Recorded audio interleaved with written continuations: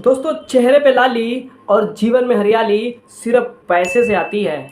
और आज हम जिस दो फंड की बात कर रहे हैं, इसमें इन्वेस्ट करने वाले लोगों के जीवन में हमेशा से हरियाली रहा है और आगे भी ये हरियाली ऐसे ही बनी रहेगी। जी हाँ दोस्तों, हम बात कर रहे हैं SBI स्मॉल कैप फंड और Nippon India small cap fund की। ये दोनों ही फंड स्मॉल कैप कैटेगरी के दिग्गज स्मॉल कैप फंड हैं। फंड साइज के हिसाब से देखें तो Nippon India small cap number 1 fund है, वहीं SBI स्मॉल कैप दूसरे नंबर पे आता है फंड साइज के मामले में। मतलब आप समझ सकते हो ये दोनों फंड स्मॉल कैप कैटेगरी के कितने खास फंड हैं। चलिए दोस्तों, अब मैं आपको स्क्रीन पे लेके चलता हूं और इन दोनों फंड्स को आपस में कंपेयर करते हैं और देखते हैं आखिर आपको किस फंड में इन्वेस्ट करना चाहिए। दोस्त, वीडियो में आगे बढ़ने से पहले आपसे एक रिक्वेस्ट है कि प्लीज़ वीडियो को लाइक करके चैनल सब्सक्राइब कर दो। दोस्तों, बात करें वैल्यू रिसर्च रेटिंग की तो दोनों को 4 स्टार मिला हुआ है। कैटेगरी की बात करें तो दोनों ही स्मॉल कैप इक्विटी की कैटेगरी है।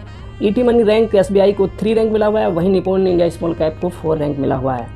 बात करें फंड की एज की तो SBI स्मॉल कैप 10 साल 5 महीने का है, तो वहीं निप्पॉन इंडिया भी 10 साल 5 महीने का फंड है। मतलब ये दोनों फंड एक साथ ही लॉन्च हुए थे। फंड साइज देखें तो इस SBI स्मॉल कैप का फंड साइज है 17,572 करोड़।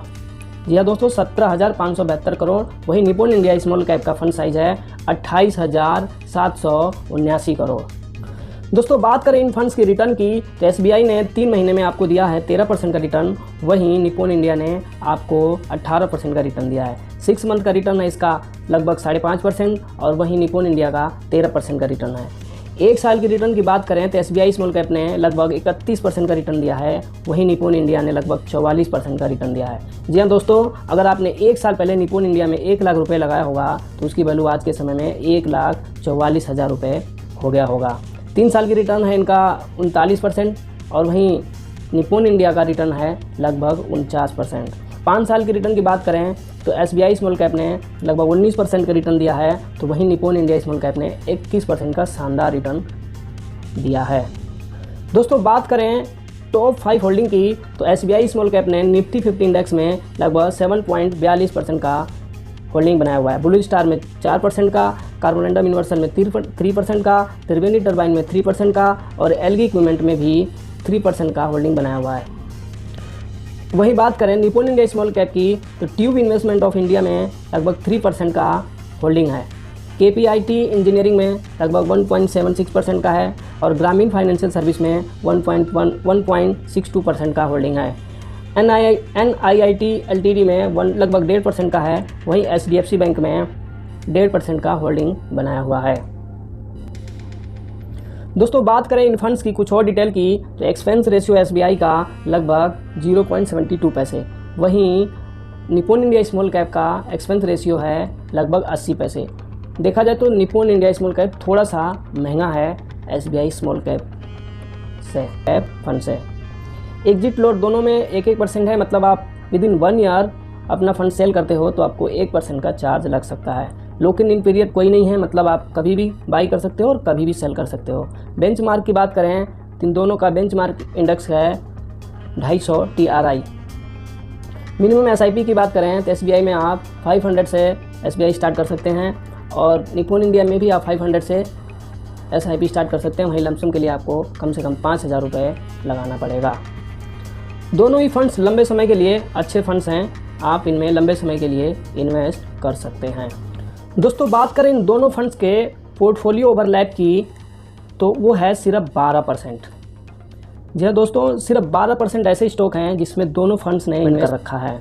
कॉमन स्टॉक की बात करें तो वो है लगभग 16 स्टॉक ऐसे हैं जिसमें दोनों फंड्स ने इन्वेस्टमेंट कर रखा है। दोस्तों, स्मॉल कैप कैटेगरी का पोर्टफोलियो ओवरलैप देखें तो 12 से 15% से ज़्यादा नहीं होता है, क्योंकि इनके पास 5,000 से भी ज़्यादा स्टॉक्स में इन्वेस्ट करने का ऑप्शन होता है।